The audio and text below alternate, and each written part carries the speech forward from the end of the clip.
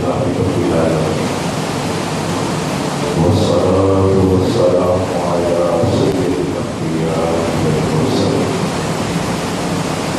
أما بعد فأعوذ بالله من الشيطان الرجيم بسم الله الرحمن الرحيم تفسیر قرآن کے حوالے سے ہمارا سلسلہ جاری و ساری ہے۔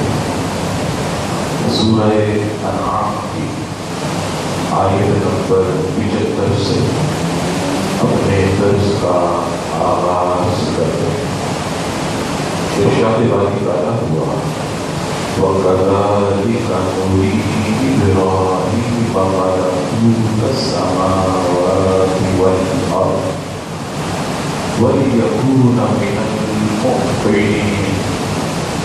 ترجمہ: اور اسی طرح ہم ابراہیم کو آسمانوں اور زمین کی سلطنت دکھاتے ہیں، اور اس لیے کہ وہ عین الیقین والوں میں سے ہو جائے۔ عزیزان گرامی، مفسرین فرماتے ہیں کہ اس آیت میں حضرت ابراہیم علیہ السلام کو جس طرح رب کریم نے دین میں بینائی عطا فرمائی، ایسے ہی انہیں آسمانوں اور زمین کے خزانے اور عجائبات بھی دکھائے۔ چنانچہ امام خازن تفسیر خازن میں فرماتے ہیں کہ حضرت ابراہیم علیہ السلام کو حکم ہوا، اے ابراہیم، بیت المقدس میں جو مقام صخرہ ہے اس مقام صخرہ پر کھڑے ہو جاؤ۔ ابراہیم علیہ السلام اپنے رب کے حکم سے بیت المقدس میں مقام صخرہ پر کھڑے ہو گئے، اور کھڑے ہونے کے بعد عرض کی مولا کیا حکم ہے؟ رب کریم فرماتا ہے ابراہیم آسمانوں کی طرف دیکھو۔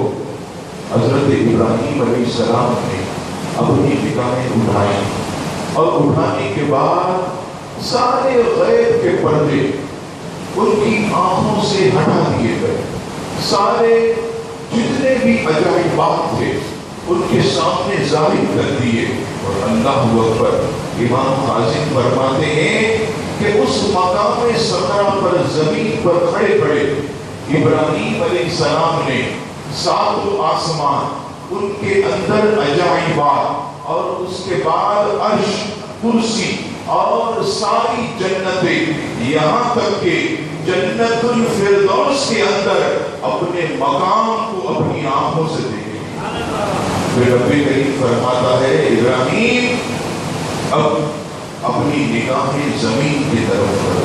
حضرت ابراہیم علیہ السلام اسی مقام پر کھڑے کھڑے اپنی نگاہیں زمین کی طرف کرتے ہیں۔ اللہ اکبر، سارے غیب کے پردے ہٹا دیے گئے، اور جب زمین کی طرف نگاہ کی تو ساتوں زمین کے نیچے تحت الثری تک جتنے بھی عجائبات ہیں حضرت ابراہیم علیہ السلام نے اپنی آنکھوں سے دیکھی۔ اور اللہ اکبر، مفسرین فرماتے ہیں کہ اللہ تبارک و تعالیٰ نے حضرت ابراہیم علیہ السلام کو یہ معراج عطا فرمائی کہ وہ زمین پر کھڑے کھڑے اللہ اکبر ساتوں آسمان، عرش، کرسی، جنت میں انہوں نے اپنے مقام کو دیکھا۔ یہاں مفسرین ایک بہترین نکتہ بیان کرتے ہیں، کہتے ہیں کہ حضرت ابراہیم علیہ السلام خلیل اللہ کے دوست، ان کو یہ عظیم معراج عطا ہوئی کہ زمین پر کھڑے کھڑے ساتوں آسمان، جنت، عرش، کرسی سب کچھ دیکھ لیا۔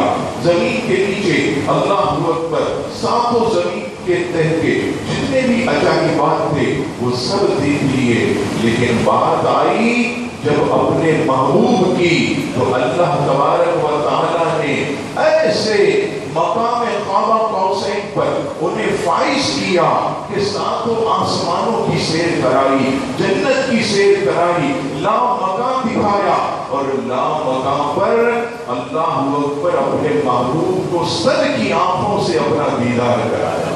یہ دیکھیے حبیب اور خلیل میں کتنا فرق ہے۔ تو اس قدر اللہ تعالیٰ نے اپنے حبیب کو عظمت عطا کی، لیکن ابراہیم علیہ السلام کو بھی اللہ تعالیٰ نے ایسی عظیم معراج عطا فرمائی۔ اب آئیے نمرود اور حضرت ابراہیم علیہ السلام کا آمنا سامنا اور کیسا دور تھا۔ رب کریم قرآن مجید فرقان حمید آیت نمبر 76 میں ارشاد فرماتا ہے فَلَمَّا جَنَّ عَلَيْهِ اللَّيْلُ رَأَىٰ كَوْكَبًا قَالَ هَٰذَا رَبِّي فَلَمَّا أَفَلَ قَالَ لَا أُحِبُّ الْآفِلِينَ فَلَمَّا رَأَى الْقَمَرَ بَازِغًا قَالَ هَٰذَا رَبِّي فَلَمَّا أَفَلَ قَالَ لَئِن لَّمْ يَهْدِنِي رَبِّي لَأَكُونَنَّ مِنَ الْقَوْمِ الضَّالِّينَ فَلَمَّا رَأَى الشَّمْسَ بَازِغَةً قَالَ هَٰذَا رَبِّي هَٰذَا أَكْبَرُ فَلَمَّا أَفَلَتْ قَالَ يَا قَوْمِ إِنِّي بَرِيءٌ مِّمَّا تُشْرِكُونَ۔ ترجمہ: پھر جب ان پر رات کا اندھیرا چھایا تو ایک تارا دیکھا، فرمایا کیا اسے میرا رب ٹھہراتے ہو؟ پھر جب وہ ڈوب گیا تو فرمایا میں ڈوبنے والوں کو پسند نہیں کرتا۔ پھر جب چاند چمکتا دیکھا تو فرمایا کیا اسے میرا رب کہتے ہو؟ پھر جب وہ ڈوب گیا تو فرمایا اگر مجھے میرے رب نے ہدایت نہ دی ہوتی تو میں گمراہ لوگوں میں سے ہوتا۔ پھر جب سورج کو چمکتا ہوا دیکھا تو فرمایا کیا اسے میرا رب کہتے ہو؟ یہ تو ان سب سے بڑا ہے۔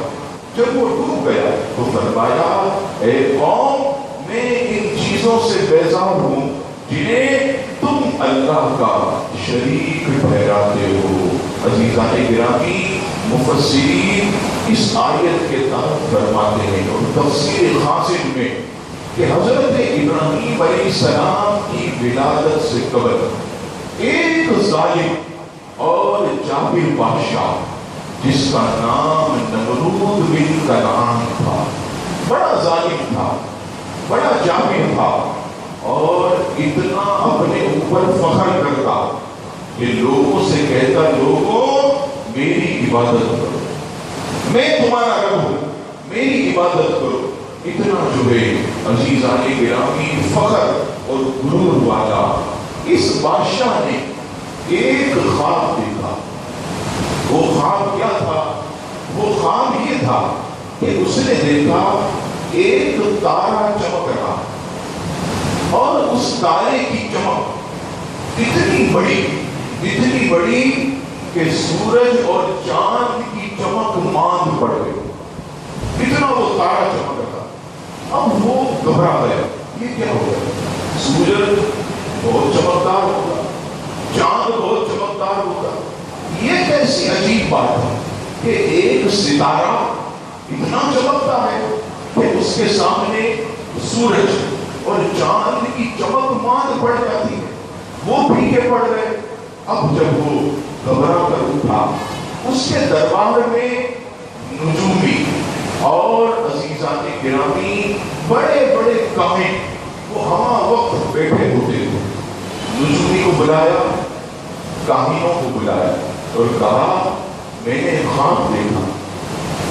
وہ کہنے لگے کون سا خواب؟ کہنے لگا میں نے عجیب خواب دیکھا کہ ستارہ چمک رہا اور وہ ستارہ ایسا چمکا کہ سورج اور چاند کی روشنی ماند پڑ گئی۔ اب جب یہ خواب नजूमियों ने सुना, खड़े हो गए, खड़े होकर कहने लगे, नमरूद तुमने ये देखा?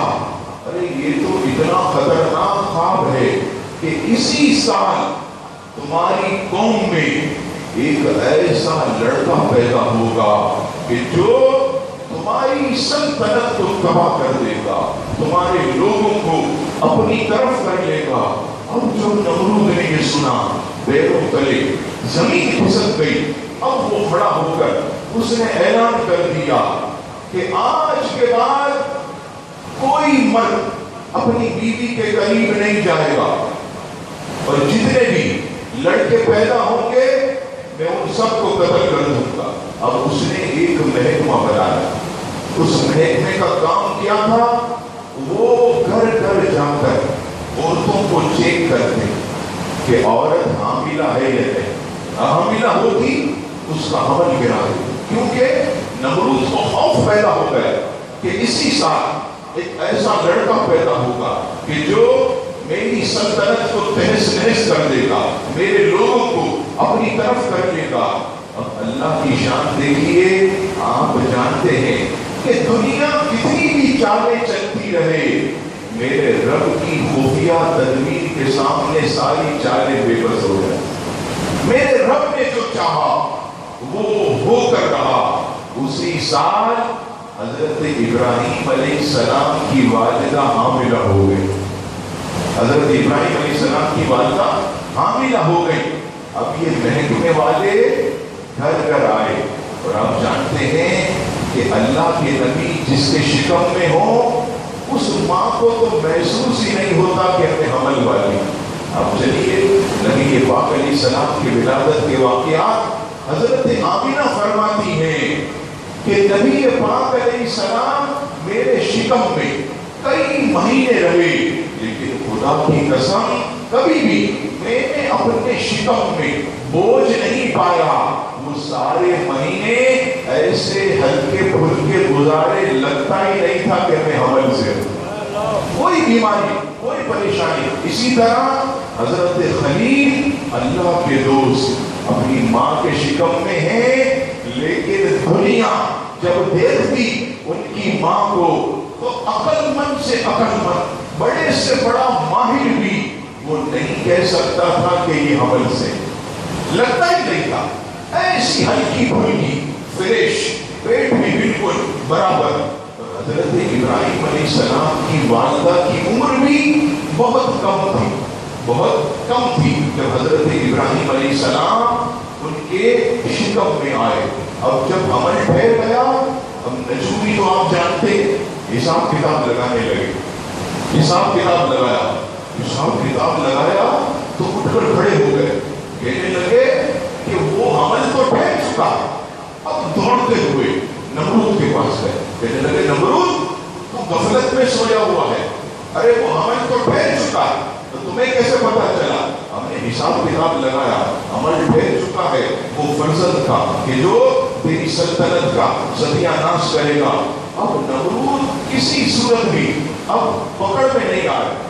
हजरत इब्राहिम अलैहिस्सलाम की वालिदा, उनके वालिद ने यानी हजरत इब्राहिम अलैहिस्सलाम के नाना जान ने एक जमीन के नीचे एक तहखाना बनाया था, शहर से थोड़ा दूर।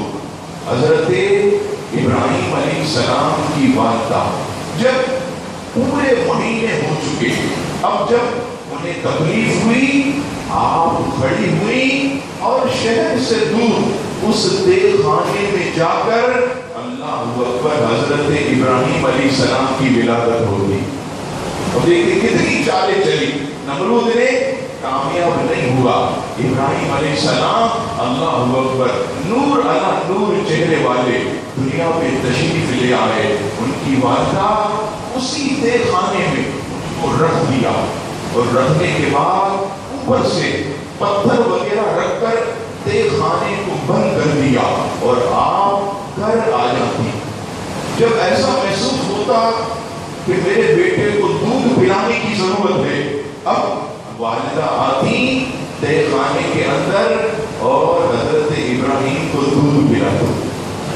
आप जानते कभी कभी देर हो जाती दूध पिलाने में, بچہ ہے، اس کو بھوک لگتی ہے، والدہ کہتی ہے خدا کی قسم ایک مرتبہ میں دیر سے پہنچی، میں نے اپنی آنکھوں سے دیکھا، جب دیکھ آنے کا میں نے پتھر ہٹایا، حضرت ابراہیم علیہ السلام اپنی انگلی کے کنارے کو چوس رہے تھے، اندر سے تازہ دودھ نکل رہا تھا، اندر سے تازہ دودھ نکل رہا تھا، اور آپ اسے نوش فرما رہے تھے۔ اللہ اکبر! کیسا جو ہے رب نے عزیزان گرامی انتظام کیا۔ مفسرین فرماتے ہیں کہ آپ 7 برس 13 برس یا کسی نے 17 برس لکھا کہ اس تیغ خانے کے اندر آپ موجود رہے۔ اب آئیے، جو میں نے قرآن مجید فرقان حمید کی آیت تلاوت کی، حضرت ابراہیم علیہ السلام جیسے ہی جوان ہوئے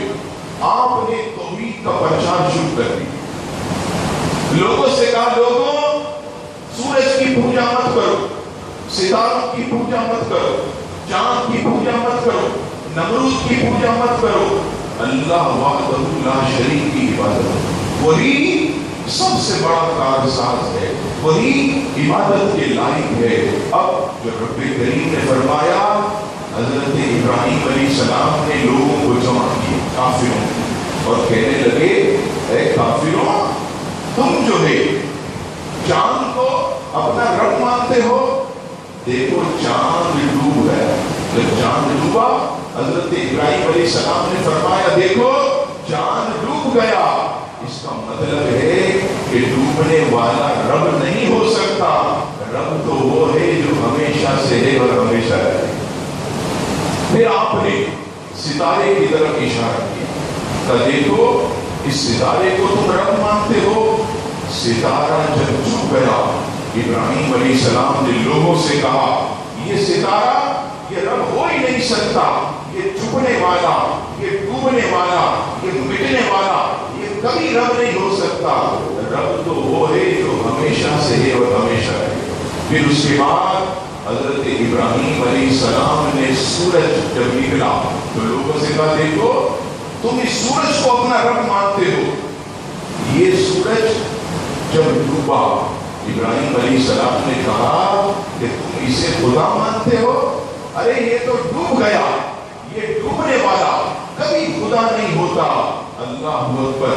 حضرت ابراہیم علیہ السلام انہیں سمجھاتے رہے اور ایک اللہ وحدہ لا شریک پر ایمان لانے کی آپ دعوت دیتے رہے، اور اللہ تعالیٰ نے آپ کو ایسی قوت اور ایسی طاقت عطا فرمائی تھی کہ آپ جس دور میں توحید کا پرچار کر رہے تھے، اللہ کی وحدانیت کا اعلان کر رہے تھے، اس وقت پوری کائنات میں آپ کے سوا کوئی اور مسلمان نہیں تھا، کوئی مسلمان نہیں تھا، صرف تنہا حضرت ابراہیم علیہ السلام توحید کی دعوت دیتے رہے اور اللہ کی نشانیوں کے بارے میں عزیزان گرامی لوگوں کو بتاتے رہے، لیکن آپ ذرا بھی نہ ڈرے، ذرا بھی پیچھے نہ ہٹے، مضبوطی کے ساتھ آپ آگے بڑھتے رہے۔